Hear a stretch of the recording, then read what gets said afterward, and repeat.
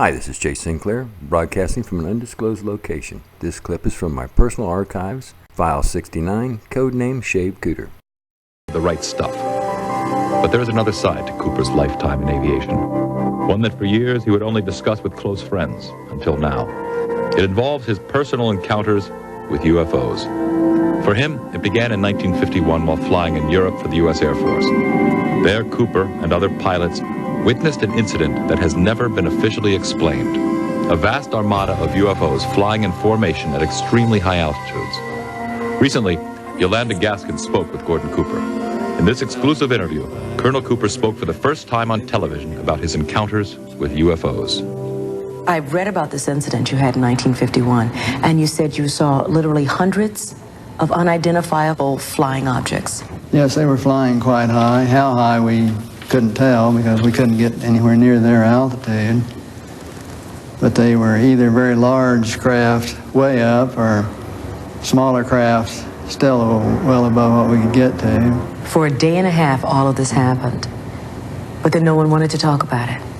Well, we sent a report forward on it, and the answer that finally came back months later was they were probably high-flying seed pods, which didn't sound very logical. There are always a lot of excuses. There's always the weather balloons. I've heard that one before. In 1951, you couldn't even get close to the things that were flying overhead. You or anyone else that was flying. They were faster, higher. 6 years later, Cooper again encountered a UFO.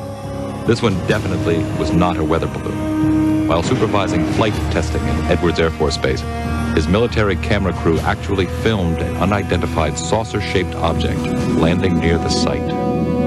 As they were sitting there filming, a little saucer came from, I say little saucer, it was a saucer, came flying over their heads, put down 3 little landing gear and landed right out on the dry lake bed.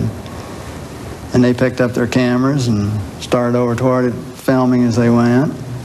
And when they got in fairly close to it, it lifted up, put the gear back in the wheel wells, tipped up, and took off at a great rate of speed.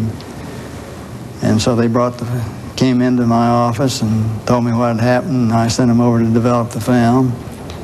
And then had to go through all the proper regulations of reporting this. And we wound up having to send the film forward to Washington in the base jet airplane.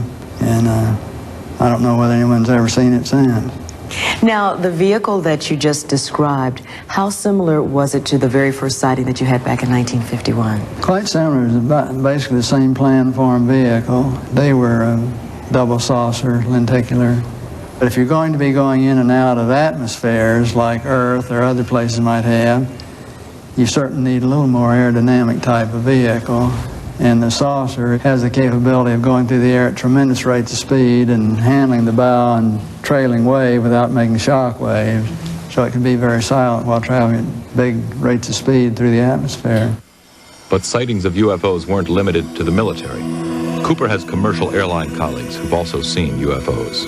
Yes, a friend of mine who's a captain on a major airline at night was flying along, noticed this, suddenly a big glow came off his left wing, and he looked out and this big saucer was sitting right off their wing.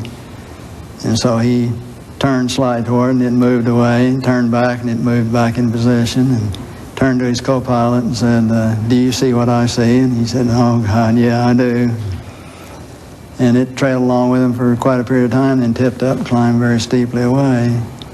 It was on Jim McDivitt's Gemini 7 mission, where they saw this glint of something metallic off in the distance, and he reported, and nobody had it listed on the ground, so he tried getting a picture of it, but the sun, unfortunately, was glinting off of it so bright, all you got is just a glint. There was no detail on what it was, but never any further sighting at all on it. Years later, Cooper approached the United Nations with a proposal for a committee that would explore the UFO phenomenon. All right, now tell me about the letter to the UN. Well, the letter to the UN was in conjunction with a meeting that I had with Kurt Waldheim and the Security Council of the UN to try to encourage the UN to establish a committee to start comparing notes and data and information, and to really look into all of this from an unbiased, neutral point of view. Here's a quote from your letter. I believe that these extraterrestrial vehicles and their crews are visiting this planet from other planets and are obviously a little more advanced than we are here on Earth.